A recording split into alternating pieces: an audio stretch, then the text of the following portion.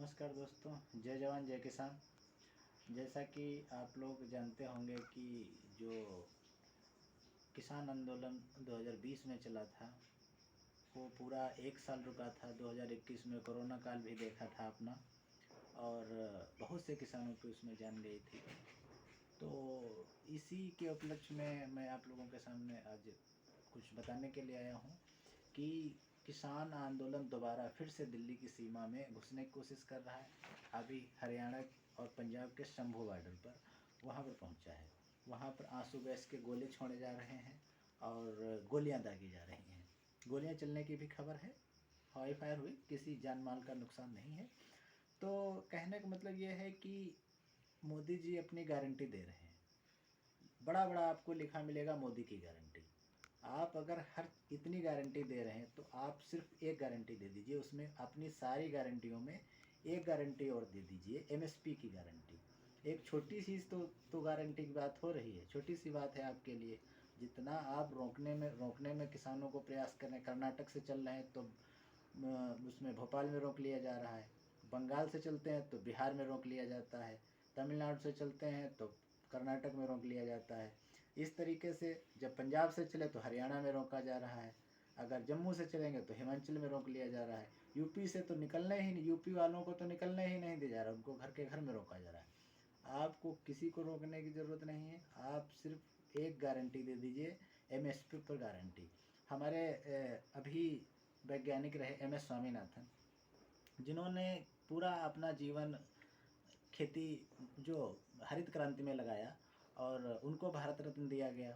किसानों के मसीहा, यूपी के मुख्यमंत्री रहे, फिर भारत के प्रधानमंत्री रहे चौधरी चरण सिंह जी, उनको भी भारत रत्न दिया गया। उसका स्वागत है आपका। लेकिन भारत रत्न देने से आप वोट मजबूत कर रहे हैं। आप एमएसपी दीजिए किसानों को। सच्ची श्रद्धांजलि वही होगी उनके लिए। सबसे बड़ा परोपकार उनके लिए यही होगा। उनकी आत्मा को जब भी चैन मिलेगा जब किसानों को यहाँ पर सुख मिलेगा। आप उनको भारत रत्न दे रहे हैं, इससे कोई फ़र्क नहीं पड़ता। आप किसानों को छोटी सी गारंटी आप एक दे दीजिए, एमएसपी की गारंटी दीजिए। बहुत से किसानों की जान जा सकती है, कोई भी हादसा हो सकता है। हालांकि प्रदर्शन जो भी है, किसान है या पुलिस है, हम तो यही कहेंगे गांधीवादी तरीके से होना चाहिए। कोई भी उत्पात ना मचाए, किसी भी जान माल का खतरा नहीं होना चाहिए, किसी की जान नहीं जानी चाहिए। जो भी प्रदर्शन करे शांतिपूर्ण ढंग से करे। जिस तरीके से रोका जा रहा है, हमको भी अपनी बात रखने का अधिकार है। अनुच्छेद 19 में यही कहा गया है, स्वतंत्रता। हम सम्मेलन कर सकते हैं, हम संघ बना सकते हैं, हम अपने अधिकार मांग सकते हैं। तो इसमें जो रोक लगाई जा रही, इंटरनेट पर पाबंदी, ये भी प्रेस की स्वतंत्रता का हनन है। इंटरनेट पर पाबंदी लगाई जा रही। अगर कोई घर से निकलता है तो उसको डिटेन कर लिया जा रहा है। अगर कोई ट्रैक्टर लेके निकलता है तो उसका चालान काट दिया जा रहा है। अगर उनके घर के बच्चे पढ़ रहे हैं तो उनको कहा कि तुमको नौकरी नहीं दी जाएगी। भाई, हम अपनी मांग, जायज़ मांग को मांग सकते हैं। इसके उपलक्ष्य में हरियाणा हाई कोर्ट में, हरियाणा के जो चंडीगढ़ हाई कोर्ट है, उसमें एक पिटीशन डाली गई है। तो उसमें कहा गया है कि आप बंद नहीं कर सकते हो, इंटरनेट नहीं बंद कर सकते हो। हाँ, अगर कहीं अराजकता हो गई है तो उसके लिए रोक लगाई जा सकती है।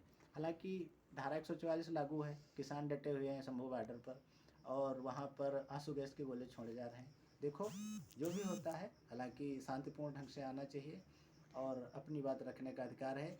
जो मांगे इस बार किसान और मजदूर दोनों संग मिल के आ रहे हैं और ये अपनी मांगों को रख रहे हैं। जायज़ मांगे हैं, मानी जानी चाहिए। एमएसपी पे गारंटी और कुछ किसानों के कर्ज माफ़ी वगैरह। आप जब बड़े बड़े उद्योगपतियों का कर्जा माफ़ कर सकते हैं, किसान का तो आपके लिए छोटी बात है। किसान की आय भी दोगुनी हो जाएगी, आपका भी संकल्प पूरा हो जाएगा, किसानों की मांग भी मान ली जाएगी। आशा करता हूँ कि बातें लोगों को समझ में आएंगी, सरकार को भी समझ में आएंगी, अगर सरकार तक बात पहुँचती है हमारी। जय जवान जय किसान।